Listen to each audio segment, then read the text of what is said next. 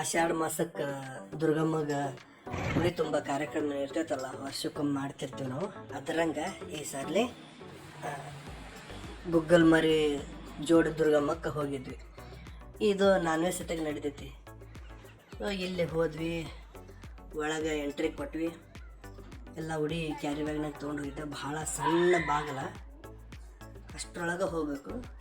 ಎದುರಿಗೆ ಜೋಡಿ ದುರ್ಗಮ್ಮ ಇರ್ತೈತಿ.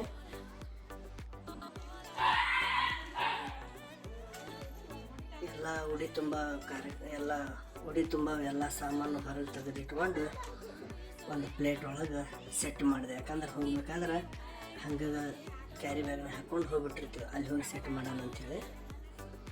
ಸೊ ಅವನ್ನೆಲ್ಲ ಸೆಟ್ ಮಾಡಿ ಜೋಡು ದುರ್ಗಮ್ಮ ಇರೋದಕ್ಕೆ ಜೋಡುಗಾಯಿ, ಜೋಡಿಯಲ್ಲಿ 2 ಉಡಿ ತುಂಬ, ಅದು 2ಕ್ಕೂ ಮೇಲೆ ದಕ್ಷಿಣೆ ಇಟ್ಟು. ಇಲ್ಲಿ ನಾನ್ ವೆಜ್ ನಡೀತೈತಿ. ಇಲ್ಲೆಲ್ಲ ಕುರಿ ಕೋಣ ಬಲಿ ಆಗ್ತಾವಲ್ಲ. ಇದು ಇಲ್ಕಲ್ದಿಂದ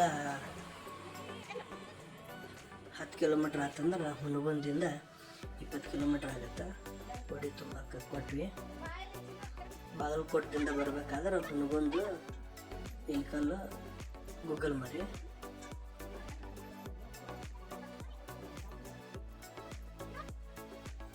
ಮಂಗಳಾರತಿ ತೊಗೊಂಡ್ವಿ. ಏನು ಉಡಿ ತುಂಬಿದ್ವಲ್ಲ ಅವರು ಪ್ರಸಾದ ಮಾಡಿ ಹೊಳ್ಳಿ ಕೊಡ್ತಾರೆ. ತಗೊಂಡು ಹಂಗೆ ಹೊರಗೆ ಬಂದ್ರಂದ್ರೆ ಬಾಗಿಲ ಭಾಳ ಸಣ್ಣದೈತಲ್ಲ, ಅದ್ರ ಸಲುವಾಗಿ ಮತ್ತೆ ನಾವು ಹೆಂಗೆ ಇದ್ದಿದ್ದು ಅದೇ ಥರ ಕವರ್ನಾಗ ಹಾಕಿ ನೀಟಾಗಿ ಹಾಕ್ಕೊಂಡು ಮತ್ತೆ ಕವರ್ ಜೊತೆಗಿನ ಹೊರಗೆ ಬರೋಕ್ಕೆ ಅನುಕೂಲ ಆಗುತ್ತೆ. ಎಷ್ಟು ಸಣ್ಣದೈತಿ ಬಾಗಿಲ. ಗರ್ಭಗುಡಿನ ಇದೊಂಥರ ಭಾಳ ಸಣ್ಣದಿರ್ತೈತಿ.